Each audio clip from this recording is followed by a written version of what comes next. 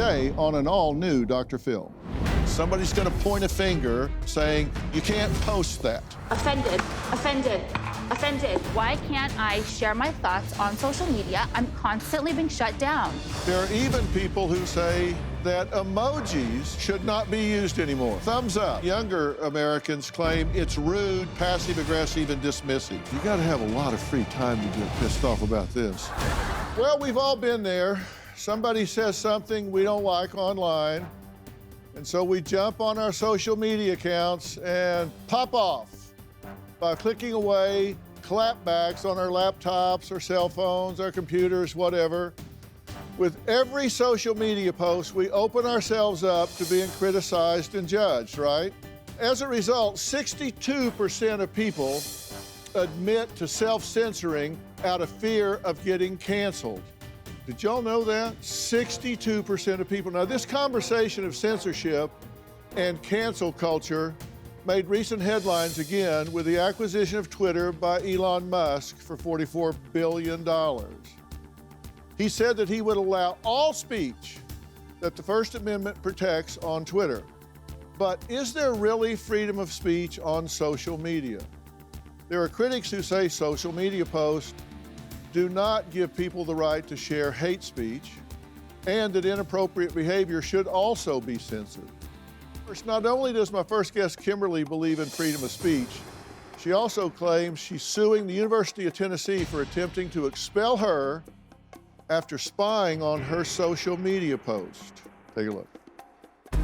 I am suing my university because they have violated my rights to free speech. This all sort of started back in 2019. I got an email just saying, we're bringing this case against you before the professionalism committee. So initially it was just an Instagram post that had sort of set things off. And they scrolled through my whole page, said, oh, well, this is sexual. They give me a warning. Not even a year later, got another email. Same stuff. They just sent me pictures, didn't tell me what I did wrong. I asked them, okay, well, why can't I say these things? No response. And then they said they wanted to dismiss me from the program. I had to go through a whole appeal to our dean. I don't know if she necessarily agreed with me, but she allowed me to stay and said, hey, just try to keep your social media as private as possible. I'm not doing these things on the clock while at work. Once I'm off the clock in my home, leave me alone. It's so important to me to just have my voice because people that look like me are often told, be quiet, stay in the back. I wanted to move forward and sue them so they know not to mess with me and don't do this again to anyone else. Now, you posted some stuff on the internet. Was it Instagram? It was Instagram and Twitter that was brought to me by the board. Okay, and how did they get a hold of it? I still do not know to this day. Supposedly somebody took it to them. Correct. Okay, now, suffice it to say, it was edgy. In some people's opinion, yes. Well, yeah, it was lyrics, right? Yeah, some of what I posted to Twitter were song lyrics, and then to my Instagram, it's mostly photos, and I believe they did not like the way I was dressed, but no specifics were really given to me. This happened twice, right? They actually sent you a letter once, and then the second time suspended you. Right, so to back up, I matriculated into the program in the fall of 2019. Right. And then all of a sudden, one week, I get a letter saying that I have to have a board meeting due to my unprofessional social media. But no specifics were given as to what they found to be unprofessional. And everything was just very vague. So they did that and then let me go with a warning in 2019. So I'm thinking, okay, everything's okay, moving forward.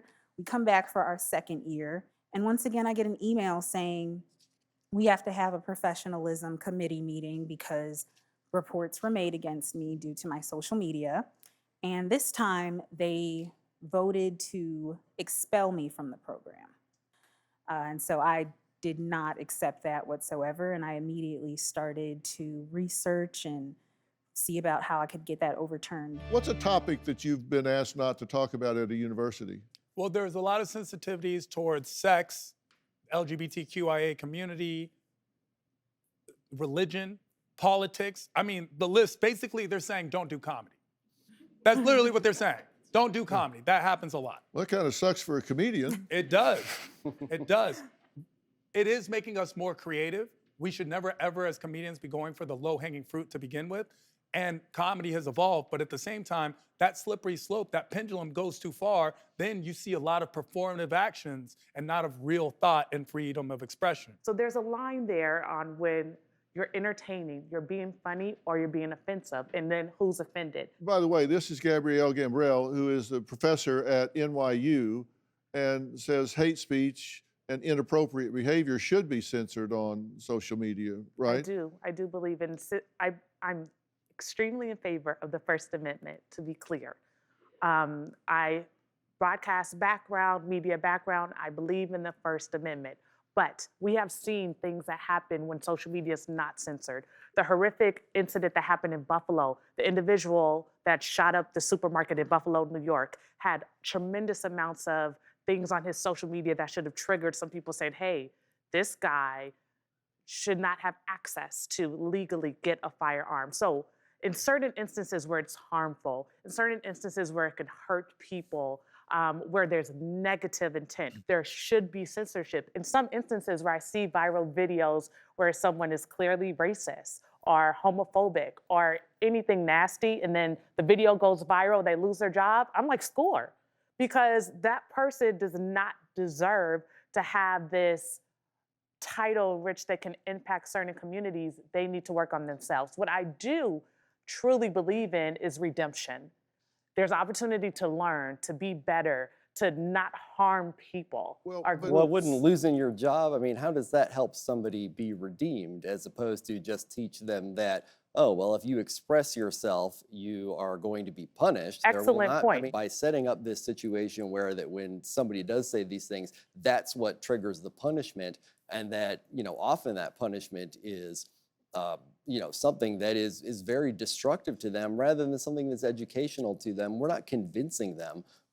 We are convincing them that they need to keep things underground. My name is Alex, and I am widely known on the internet for my rants. Cancel culture ruins everything. It ruins free speech, it ruins honesty, it ruins comedy. Some of my rants have gone viral, over 4.5 million views. Do you think people in like France are doing BT waves? Like, it's not the vibes. I have a jewelry line. As a small business owner, I was really, really upset when the COVID lockdowns happened. I do not like a mask. I will not wear a mask. People were just going along with whatever the government said.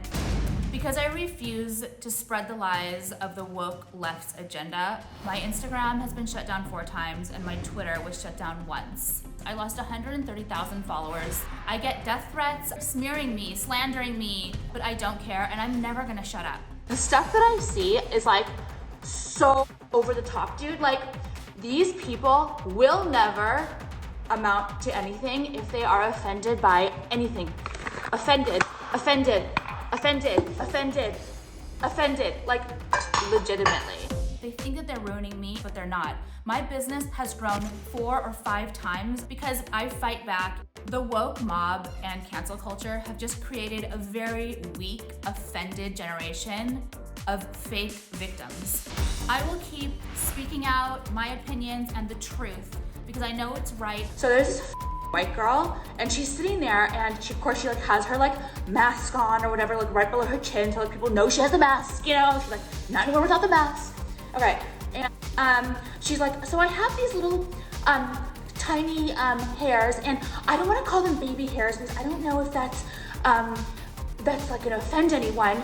I'm like, wait, what? We're offending babies now? I don't get it. And she's like, but you know, they really need to be like straightened. They really need to be straightened. I don't know if there's like some kind of like hair product I can use. I was thinking about using a black hair product, but I don't know. Like, is that gonna? I don't know if that will offend any black people out there if I use a black hair product. Bitch, do you think a black person cares what kind of hair products you're using? Like, do you think anyone gives a that much about you? I'm done. Well, Hi. you get pretty animated.